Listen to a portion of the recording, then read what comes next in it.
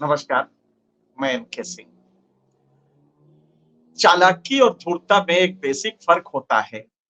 चालाकी intellectual calibre से आता है, बुद्धिमत्ता से आता है, लेकिन धूर्तता करने वाला ये समझता है कि बाकी लोग उससे कम अक्ल वाले हैं, लिहाज़ा वो निकल जाएगा। भारतीय महिला आरक्षण बिल आपने देखा, जिसको बड़ा खूबसूरत नाम दिया गया। भारत के इतिहास में 70 करोड़ महिलाओं के साथ इतना बड़ा धोखा भारत के इतिहास में कभी नहीं हुआ था। इतने बड़े समुदाय के साथ इतना बड़ा धोखा, एक बिल लाया गया और कहा गया साहब अब तो भाग्य बदल जाएगा, महिलाएं जो दबी कुचली थी, आज उनको बिल्कुल। और सेंटेंस क्या था संसद में? सेंटेंस था, मोदी जी ने कहा, यह सपना अधूरा था, ईश्वर ने इसके लिए मुझे चुना है। तालियां, पूरे बीजेपी ने ताली बजाई संसद में। मोदी जी ने सपना पूरा पता नहीं महिलाओं का किया कि उन्होंने अपना पूरा किया। बहरहाल उनकी कोशिश थी कि इसको ये बताया जाए कि जबरदस्त बिल है। महिलाओं को इतना बड़ा धोखा शायद राज सत्ता से विश्व के इतिहास में कभी नहीं हुआ होगा। आप जानते हैं इसकी हकीकत क्या है? ये महिला रिजर्वेशन बिल अगले 15 साल तक नहीं आना है। 15 साल। आप गौर कीजिएगा, डिलिमिटेशन क्लॉज लगा दिया है। क्लॉज 4 जो है 334, इसमें क्लॉज 4 है। अगर आप इसको देखें तो बड़ा क्लियर कहता है कि बगैर डिलिमिटेशन के ये नहीं होगा। और उसका अगला सेंटेंस है, और डिलिमिटेशन कब होगा? तब होगा जब सेंसस हो जाएगा। अब यहाँ पे दो चीजें हैं, मैं आपको इसको बहुत विस्तार से बताना चाहता हूं कि कितना बड़ा ये धोखा है भारत की महिलाओं के साथ। सेंसस 2021 का ठेंगे पे मोदी जी ने नहीं दिया, और बहाना क्या था? 2020 में कोरोना आया साहब, और वैसा गजब का कोरोना था कि 2020, 21, 22 चलता रहा, लिहाजा नहीं दिया। कोई मोदी जी से पूछे कि भैया सेंसस क्या लास्ट के दिनों में 2021 में देना था? 2011 में कांग्रेस गवर्नमेंट ने कंप्लीट कर लिया था, 2021 में इसकी रिपोर्ट आनी थी। और आप जानते हैं कि 2021 में आता है तो 2020 से काम थोड़ी शुरू होता है। सेंसस का काम दसों साल चलता है, हर 10 साल पे सेंसस होता है, और ये कॉन्टिन्यूअस प्रोसेस है। लिहाजा सेंसस के पास 2019 में तो सेंसस को नहीं मालूम था कि कोरोना आ रहा है, लिहाजा सेंसस के पास रिपोर्ट्स है।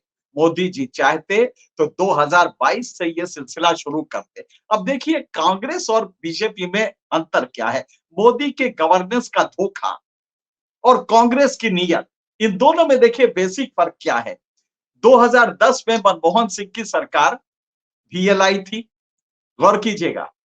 2009 का मतलब 2004 के बाद 2009 में जब दूसरी बार आई चुन के, तो उसके एक साल के अंदर उसने चुनने के बाद महिला विधेयक बिल राज्यसभा में पारित कराया 2010 में, गौर कीजिएगा। चुनने के बाद, चुनने के एक महीना एक साल पहले नहीं। नियत क्या थी कि अगले 4 सालों में हम इसको दे देंगे, लेकिन दुर्भाग्यवश लोकसभा में बहुमत नहीं थी, वो पारित नहीं हो सका। बिल्कुल सही है। अब यहां पे दूसरा, मोदी जी इसको कब ला रहे हैं?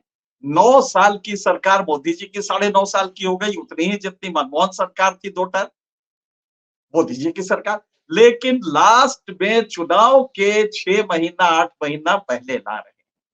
अब गौर क्या है, मोदी जी, हर चालाक आदमी की ये प्रॉब्लम होती है कि वो दूसरे को मूर्ख समझता है। मोदी जी ये बिल लाके और ये बताया कि भगवान ने उन्हीं को चुना था, वरना कांग्रेस ने भी कोशिश की थी। भगवान का भी नाम ले लिया, तालियां भी बज गई। अब इनके गले की हड्डी कैसे बन गया? आज हर पॉलिटिकल पार्टी, सारे लोग कह रहे हैं, पूरे देश में एक हलचल है। इसके कानून के ये जो मसौदा आया है, ये जो बिल आया है, इसको लेके डिमांड ये है कि साहब कोटा विद इन कोटा हो।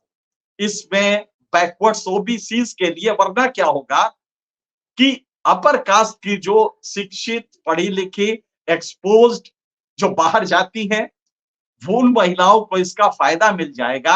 181 182 सीटें होनी है। अब आप सोचिए 182 सीटों में संभ्रांत वर्ग, अगर ये जनरल होगा तो संभ्रांत वर्ग का मोदी जी को फायदा मिलेगा, क्योंकि उनके लोग तो बाई ट्रेनिंग ही होते हैं बोलने वाले, आर्थिक रूप से मजबूत होते हैं। तो ये ऐतराज है ओबीसी के लोगों का, समुदायों का, कि उनकी महिलाएं इसमें नहीं आ पाएंगी। तो आज सारी पार्टी, कांग्रेस से लेकर सारी पार्टी कह रही है कि साहब इसमें ओबीसी के लिए अलग से इसमें आरक्षण कीजिए, क्योंकि अगर ये जनरल छोड़ देंगे तो फिर ओबीसी के औरतें कहां जाएंगी। और इसके लिए प्रावधान भी है। आपने देखा होगा आर्टिकल कॉन्स्टिट्यूशन अमेंडमेंट 74 में, जब पंचायत राज सिस्टम, 3 टियर सिस्टम आया, पंचायत राज और अर्बन लोकल डेवलपमेंट में सेल्फ गवर्नेंस आया, तो उसी में प्रावधान किया गया, और प्रावधान ये था कि साहब ओबीसी को भी रिजर्वेशन मिलेगा। सुप्रीम कोर्ट ने अभी, आपने यूपी के केस में देखा होगा कि ट्रिपल टेस्ट नहीं किया था, तो उन्होंने कहा कि करके और लागू कीजिए। मध्य प्रदेश में हुआ, महाराष्ट्र में हुआ। तो ओबीसी के लिए प्रावधान लोकल बॉडीज में है, और वो संविधान प्रदत्त वो है, वो संविधान प्रदत्त सारी चीजें हैं। तो आप क्यों नहीं कर सकते? यही कह रहे हैं कि अगर भारत के संविधान के article 243 D sub clause 6, 243 sub clause D sub clause 6, इन दोनों के तहत अर्बन सिविक बॉडीज में और पंचायत सिस्टम में अगर ये रिजर्वेशन ओबीसी का हो सकता है, तो यहां क्यों नहीं हो सकता? क्यों आपको ऐतराज है? कोई बीजेपी से पूछे, मोदी जी से पूछे कि क्या ओबीसी की महिलाएं प्रधान बने, वहां तक तो आपको गवारा है। आप तो दावा करते हैं आप ओबीसी के हैं, लेकिन वो असेंबली में ना आए, वो पार्लियामेंट में ना आए, वो लोकसभा में ना आए। नाराजगी इस गले की हड्डी इतनी बड़ी बन गया है कि ओबीसी, क्योंकि उसका प्रावधान नहीं किया इन्होंने कोटा, विद इन कोटा में।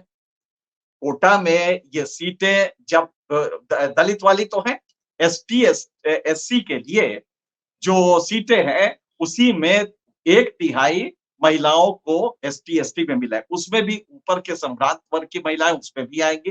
खैर वो तो एसटी एसटी का है, लेकिन जो बाकी 140 सीटें होंगी, करीब मेरे ख्याल से 140 के आसपास होंगी, जो जनरल किस्म की होंगी, उसमें ओबीसी का कहना है कि इसमें हमें भी 27% रिजर्वेशन दीजिए, क्योंकि होगा ये कि तब संभ्रांत वर्ग की, उच्च जाति की जो महिलाएं हैं, जो बोलती भी हैं, जो पैसे से भी समर्थ है, जो पब्लिक को मोदी जी के स्टाइल में प्रभावित भी कर सकती हैं, वो एडवांटेज पा जाएंगी।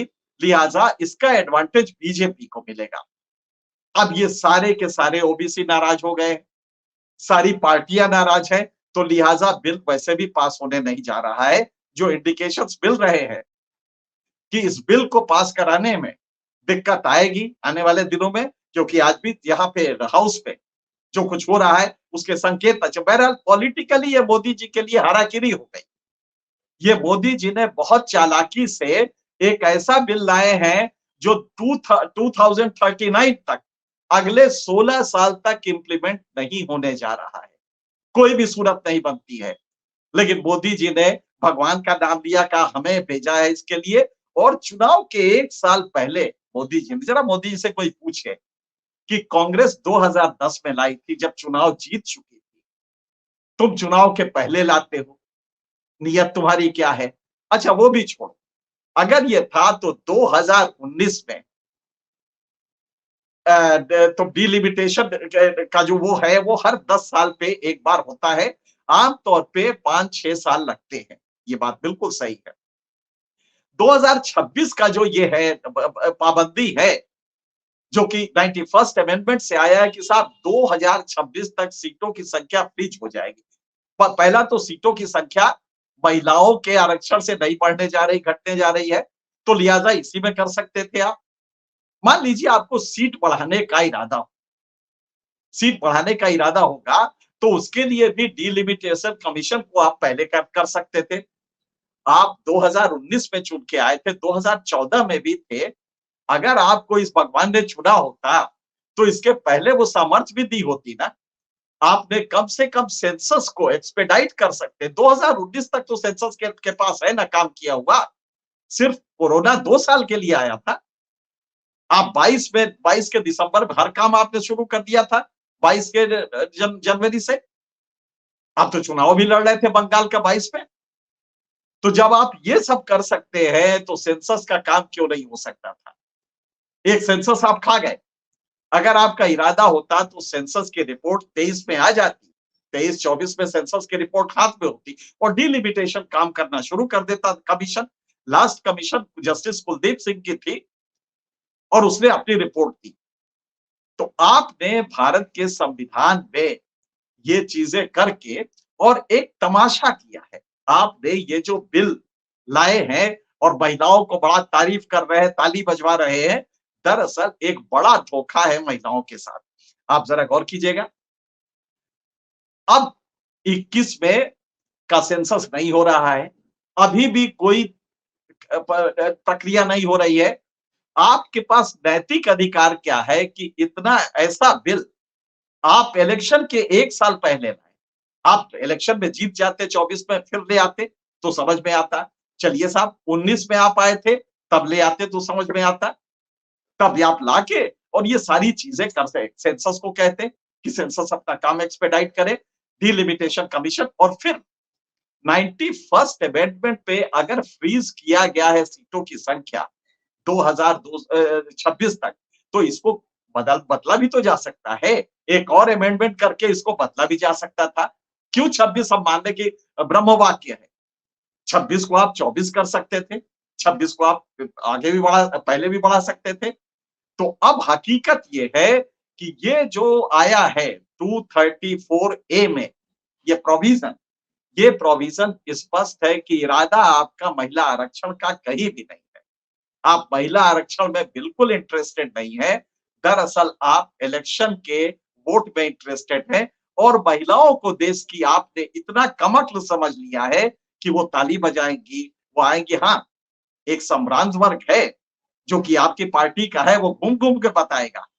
कोई ताज्जुब नहीं है कि जो फिल्मों से आई हैं आपके यहाँ लोग, स्मृति ईरानी ये खूब बताएंगी कि कितना बड़ा परिवर्तन हो रहा है। लेकिन क्या ये हकीकत है, ये अमल में आने जा रहा है मोदी जी?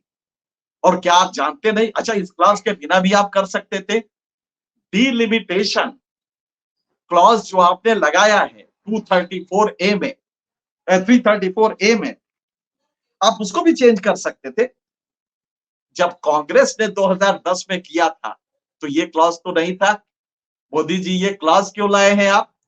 इरादा आपका क्या है? शुद्ध इरादा है कि 70 करोड़ महिलाओं को एक बार फिर मूर्ख बनाओ। पहले से भी हम ये सिलसिला चल रहा है और अब की बनाओ कि तुम्हारे लिए आरक्षण कर दिया। भगवान ने भेजा था, मैं तो डायरेक्ट भेजा था। कहा था महिलाओं को, याद है आपको कि गंगा मां ने बुलाया था बनारस में।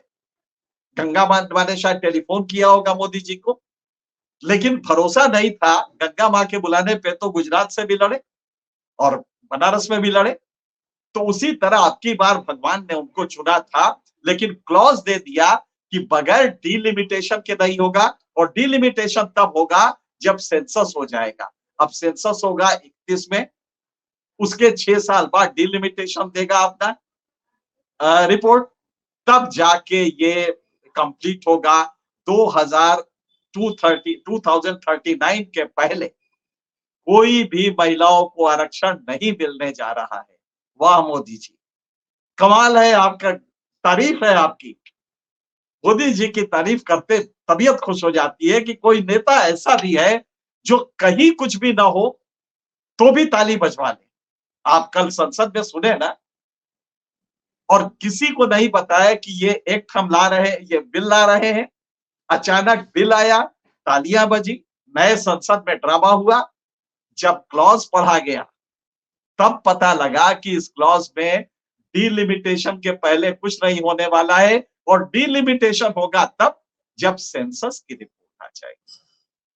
उसमें लिखा हुआ है कि first census after this act जो इस एक्ट के बाद पहला सेंसस होगा, उसके बाद डिलिमिटेशन कमीशन अपना काम करेगा। न सूत न कपास, और साहब तालियां बज रही हैं, तालियां पार्लियामेंट में बज रही हैं। वाह मोदी जी, जादूगर है आप तो।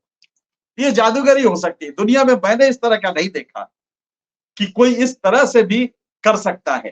तो अब आप इसका गौर कीजिएगा, ये जो नया पूरा नारी शक्ति वंदन, कितना बढ़िया नाम है। और इसके अगर आप स्टेटमेंट ऑफ ऑब्जेक्ट्स में देखेंगे तो मोदी जी ने वहां भी चुनाव लड़ लिया, चुनाव प्रचार कर दिया है। हमने आज तक नहीं सुना था, मैंने अपनी जिंदगी में हजारों कानून पढ़ डाले हैं, आज तक नहीं सुना कि किसी कानून में स्टेटमेंट ऑफ ऑब्जेक्ट ऑब्जेक्ट में चुनाव प्रचार हो, मोदी जी के कामों का की चर्चा हो कि उज्ज्वला फलाना नारी के लिए गैस सिलेंडर, ये करके नारियों का कभी नहीं होता ये चुनाव प्रचार। लेकिन इस ऑब्जेक्ट को अगर आप देखेंगे, स्टेटमेंट ऑफ ऑब्जेक्ट इस बिल का, उसमें भी चुनाव प्रचार है। मोदी जी, आपकी महिमा, कभी कभी तो ताज्जुब होता है कि आप किस तरह से ये कर लेते हैं। परिसीमन इसीलिए जोड़ा गया है। ये कुल मिला के 2010 में जब राज्यसभा में कांग्रेस ने पारित किया हुआ था, तो ये क्लॉज व्लाज बिल्कुल नहीं था। इरादा था महिलाओं को आरक्षण देने का, नहीं हो पाया क्योंकि संख्या नहीं थी लोकसभा में। मुलायम सिंह वगैरह तमाम लोग थे उस जमाने में जो विरोध कर रहे थे, लिहाजा वो हो नहीं पाया। अब क्या है, 243 बी और 243 टी, इसमें आपको बाकायदे पंचायत राज में बैकवर्ड्स के लिए है, ओबीसी के लिए है। इसका मतलब लीगली टेनेबल है, आप क्यों नहीं करेंगे? बैकवर्ड्स के लिए ये रिजर्वेशन में ये कोटा विद इन कोटा क्यों नहीं होगा? अगर वो पंचायत चुनाव में हो सकता है, 243 D sub clause 6, 243 T sub clause 6, और उसके तहत गुजरात से लेकर तमाम राज्यों में ओबीसी को मिल रहा है ये, लोकल बॉडीज में ओबीसी को रिजर्वेशन। तो आप क्यों नहीं देंगे मोदी जी राज्यसभा में, उसमें सेंट्रल लेजिस्लेचर में और स्टेट लेजिस्लेचर्स में? यही नाराजगी है ओबीसी की, और वैलिड नाराजगी है। अगर वो समाज उत्थान के लिए एक, जिसको कहते हैं आप कंपनसेटरी थ्योरी, कि अगर ओबीसी पिछड़ा हुआ है और उसको आप पंचायत में दे रहे हैं, पंचायत में दे रहे हैं, शिक्षा में दे रहे हैं, जॉब्स में दे रहे हैं, अगर वहां दे रहे हैं, तो यहां सुरखात के पर लगे हैं कि असेंबली में नहीं देंगे, लोकसभा में नहीं देंगे। लॉजिक क्या है आपकी? आप मोदी जी एक लॉजिक, आप तो बैकवर्ड खुद रहे हैं, आप तो दावा करते हैं कि मोदी समाज और पता नहीं क्या क्या, चाय बेचने वाला वगैरह वगैरह। आखिर ये क्या खेल है कि आप उनको कोटा नहीं देंगे? आपके यहाँ जो आए संसद में, वो लोग ऊपर संभ्रांत वर्ग के हो, वो महिलाएं बिल्कुल अलग हो। ये थोड़ी कि आप ओबीसी को दे देंगे। तो हकीकत ये है कि ओबीसी के प्रति नजरिया आपका बिल्कुल गलत है, महिलाओं के प्रति धोखा देने का नजरिया है, इसलिए आप ये बिल लाए हैं। इस पूरे बिल का आंतरिक तमाशा आप देखेंगे तो आपका हृदय कांप जाएगा कि क्या कोई इतना बड़ा फरेब सत्ता कर सकता है। कल जिस तरह से बताया कि भगवान ने उन्हें भेजा है, पहले भी लोगों ने कोशिश किया, लेकिन भगवान ने उन्हें निमित्त बनाया। निमित्त बनाया क्या? ये क्लॉज 4 के लिए? मोदी जी, ये जो आपने इसमें ये क्लॉज रखा है, ये किस उससे आया है? जरा सोचिए। ये सपना आपका पूरा हुआ, आपने ये भी कहा, लेकिन ये जो क्लॉज आप लाए हैं, ये क्लॉज डिलिमिटेशन का, कि बिना इसके ये हो नहीं पाएगा। 232, 230 ए ऐड किया है, 232 ए ऐड किया है, और 234 ए ऐड किया है। 234 में ये डिलिमिटेशन आपने जो क्लॉज लगाया है, कांग्रेस ने भी पास किया था, कभी नहीं लगाया था। और फिर ये कोई ग्राउंड नहीं हुआ कि महिलाओं का आरक्षण इसलिए नहीं देंगे कि साहब सीट नहीं है। आप जानते हैं 1976 में ये सीट 543 हुई थी। 76 में कितने साल हो गए मोदी जी? 74 का मतलब करीब 50 साल होने जा रहे हैं। मोदी जी 50 साल में सीटों की संख्या यही रही। पॉपुलेशन उस जमाने में 71 में 55 करोड़ थी, आज 144 करोड़ है। तो अगर उस 76 से नहीं बदला, 9 साल आपके शासनकाल में नहीं बदला, आपने इसको नहीं बदला, तो आज महिला आरक्षण को इसलिए रोक देंगे कि साहब वो डिलिमिटेशन होना है ना, संख्या बढ़ानी है सीटों की वगैरह वगैरह। आपका इरादा ही गलत है, आपकी नीयत में खोट है। महिलाओं को आप कोई रिजर्वेशन नहीं देना चाहते, सिर्फ चुनाव जीतना चाहते हैं। महिलाओं को अगर रिजर्वेशन देना होता तो डिलिमिटेशन क्लॉज जो आपने 334 में लगाया है, उसको हटा के भी ये रिजर्वेशन देके एग्जिस्टिंग स्ट्रेंथ में 243 के ही, भाई 50 साल से अगर 243 चल रहा है, जबकि पॉपुलेशन 3 गुनी लगभग होने जा रही, 2.5 गुनी हो गई है, तो अगर वो चल रहा है और आप चुनाव दर चुनाव जीतते जा रहे हैं, तो क्या दिक्कत है कि अगर ये चुनाव भी हो जाए, बिना डिलिमिटेशन के हो जाए, डिलिमिटेशन कमीशन बनना ना बने और महिलाओं को आरक्षण हो जाए। क्या ये संभव नहीं था? 2010 में मनमोहन सिंह की सरकार में कैसे संभव था? तो आपका कतई इरादा नहीं है, आपने एक शोषा छोड़ दिया है। करेंगे क्या? अगर ये ट्रैप में आ जाएंगी पॉलिटिकल पार्टीज, तो इसको पास करवा लेंगे और उसके बाद बस पूरे चुनाव भर इसको गाते रहेंगे। नोटिफिकेशन राष्ट्रपति के यहां से नहीं होगा, उसके बाद तो बहुत कुछ आता जाता रहेगा, अगले चुनाव में देखा जाएगा। लेकिन आज महिलाओं को, और आप जानते हैं भारत में इस समय 55 करोड़ महिला वोटर होने जा रही हैं। हमारा जो टोटल वोटिंग स्ट्रेंथ है वो करीब 105 या 110 करोड़ होने जा रहा है और इसमें 55 करोड़ महिलाएं होंगी। ये 55 करोड़ महिलाओं को तो आपने धोखा दे दिया और तालियां बजवा ली। कल आपके पार्टी की महिलाएं डांस वांस भी कर रही थी, मिठाइयां खा रही थी, बंटवा रही थी। कितना बड़ा धोखा है। उनको कोई कान में जाके कह देता कि मैडम 16 साल आगे नहीं मिलने वाला है। भगवान मोदी जी को लंबी उम्र दे, लेकिन 16 साल बहुत होगा और 16 साल प्रधानमंत्री रहे और जो 1947 में करना है उसमें भी वो रहे, तो कोई दिक्कत नहीं है।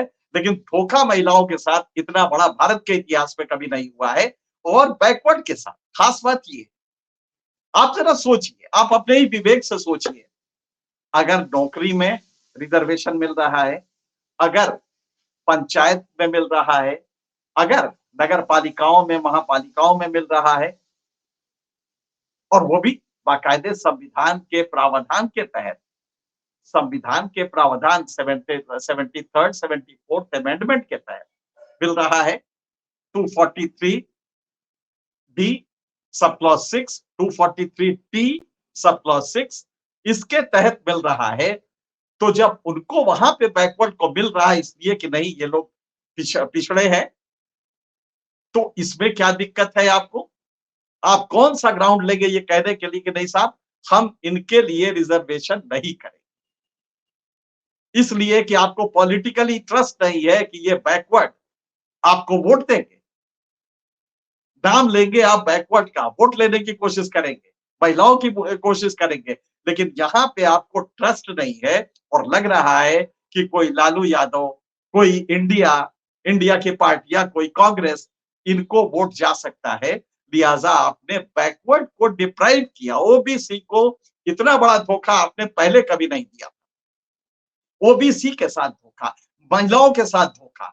16 साल आगे इम्प्लीमेंटेबल कोई एक्ट का बिल आ जाएगा, कितना बड़ा धोखा है ये। भारत का संविधान बना था 2 साल 11 महीने 17 दिन में। मोदी जी, भारत का संविधान बन गया था और आप महिला का बिल के जो प्रोसेस होता है आप उसको 16 साल लगाएंगे, मजाक नहीं तो क्या है।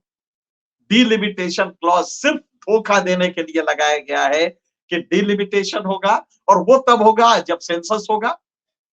वो कभी कभी मुझे याद आता है, मान लीजिए कि तालाब में या किसी नदी में कोई एक युवा डूब रहा है और बगल में खड़ा कोई आदमी ताली बजा बजा के कह रहा कि देखो ये एस्पिरेशनल इंडिया का युवक है, ये पानी भी पीता है तो पानी के अंदर जाके पीता है, ये इसकी ताकत है और इतना शक्तिमान है, इतना इसको भरोसा है कि पानी से अब ये निकलेगा ही नहीं। और ये कह के ताली बजवा ले, ये कुछ ऐसा ही है कि आप जब सब कुछ बिगड़ रहा है, सबके साथ धोखा हो रहा है, उस समय आप ताली बजवा रहे हैं पार्लियामेंट में ये कह के कि साहब ईश्वर ने हमें भेजा है और आपके लोग ताली बेच थपथपा रहे हैं। किसी ने ये क्लॉज पढ़ लिया होता जिसमें कि आपने डिलिमिटेशन मतलब कि कितना बढ़िया धोखा है। एक महिला बिल आएगा, कैसा क्रांतिकारी बिल होगा। महिलाएं देश इस पूरे सदन में रहेंगी, 33% महिलाएं होंगी। आपने ये सब कहने के बाद, एस्पिरेशनल इंडिया बताने के बाद कि 100 का प्रयोग किया था जिलों में एस्पिरेशनल इंडिया और आप सब आगे भी करने जा रहे हैं। सब आपने दाएं बाएं करके और उसके बाद महिलाओं के लिए कसीदे काढ़े और धीरे से ये क्लॉज किसी ने पढ़ लिया होता कि डिलिमिटेशन के बिना होगा नहीं और डिलिमिटेशन तब होगा जब सेंसस होगा। सेंसस होगा, जाहिर है 2021 तो खा गए आप, 31 में सेंसस होगा, उसके बाद डिलिमिटेशन कमीशन बनेगा। मोदी जी भगवान आपको उम्र ज्यादा दे, लेकिन कितना शासन करेंगे, कितने बार ये जनता मूर्ख बनती रहेगी। और जनता को मूर्ख बनाने का इतिहास हाल के दौर में पूरे विश्व में इतना बड़ा कभी नहीं होगा कि एक बिल लाके, एक एक्ट लाके और पूरी जनता को आप मूर्ख बना दे। 70 करोड़ महिलाओं को, जिसमें 55 करोड़ वोटर हैं, आप उनको मूर्ख बना दे, उन बैकवर्ड्स को मूर्ख बना दे जिनके जिनके आप अपने को प्रतिनिधि बताते हैं। आप अपने को बताते हैं कि आप वही बैकवर्ड हैं, उनके लिए आपने रिजर्वेशन नहीं किया। क्यों? क्लॉज नहीं था?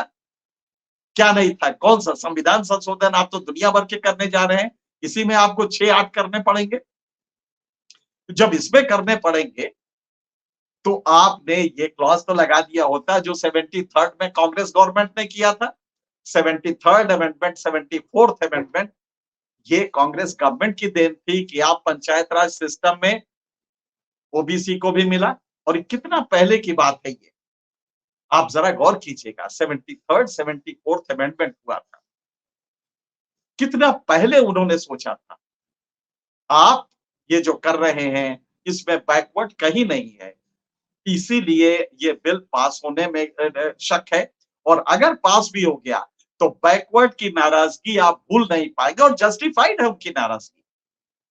अगर वो बैकवर्ड है, उनको जॉब्स में, उनको शिक्षा में आपने रिकॉग्नाइज किया है तो फिर, और पंचायत सिस्टम में रिकॉग्नाइज किया है, लोकल बॉडीज में रिकॉग्नाइज किया है, तो मोदी जी क्या ऐतराज है आपको कि संसद में भी आए? वो गाय दूह के, भैंस को चारा देके उसके बाद अगर संसद में आती है तो आपको ऐतराज होगा, क्योंकि आपको अभिजात्य वर्ग का चाहिए, आपको बॉम्बे की और बड़े शहरों की महिलाएं चाहिए जो आपकी पार्टी में बहुत वाचाल हों। आपको ऐतराज है कि वो भैंस का दूध दूहने के बाद इस संसद में आए, आप राज्य विधायिकाओं में आए। तो ये मेरे ख्याल से मोदी जी के लिए पूरा उल्टा पड़ गया है। और ये हर चालाक आदमी की दिक्कत होती है कि वो दूसरे को बेवकूफ समझता है।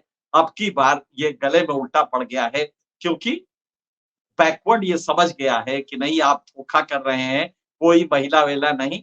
16 साल आगे जो इम्प्लीमेंट होगा अगर इरादा रहा, उसको लेके आज आप ताली बजवा रहे हैं अपने लोगों से और कह रहे हैं कि महिलाओं का उत्थान कर रहे हैं। बेटी बचाओ के बाद आप देश में क्या हालत हो रही है, लड़कियों की जो स्कूल जा रही हैं, जरा पता कर लीजिएगा। तो हकीकत ये है कि टेक्निकली आपको पॉलिटिकली ये बहुत बड़ा घाटा देने जा रहा है और दुनिया के इतिहास में किसी राजनेता ने इतना बड़ा छल, इतना बड़ा एक बिल लाके, कानून लाके, वो कानून जो कि 16 साल तक इम्प्लीमेंट नहीं हो सकता, किसी ने पहले नहीं किया है। देखना है कितना सफल होते हैं मोदी जी, लेकिन उनकी जादूगरी के हम कायल हैं, इसमें कोई दो राय नहीं। वो डूबते आदमी को भी एस्पिरेशनल इंडिया का युवा बता सकते हैं और जब वो डूब जाए पानी पी के, पानी के नीचे, तो कहेंगे कि देखिए कितनी इसके अंदर एस्पिरेशन है कि पानी भी ये नदी के नीचे डूब के पीता है और ये इसकी ताकत है कि ये नदी से फिर निकल नहीं पाता है। आप ये कहने की क्षमता रखते हैं। मुझे लगता है कि आप समझ गए होंगे कि देश का शासन कैसे चल रहा है और आगे इसकी गति क्या हो। महिलाओं को खास करके, बैकवर्ड्स को खास करके इस चीज़ों पे ध्यान देना चाहिए। चुनाव है, बहुत सारे इस तरह की चीज़ें होंगी, लेकिन सतर्क रहने की ज़रूरत है। फिलहाल इतना ही, किसी और मुद्दे पे आपसे मुखातिब होंगे, तब तक के लिए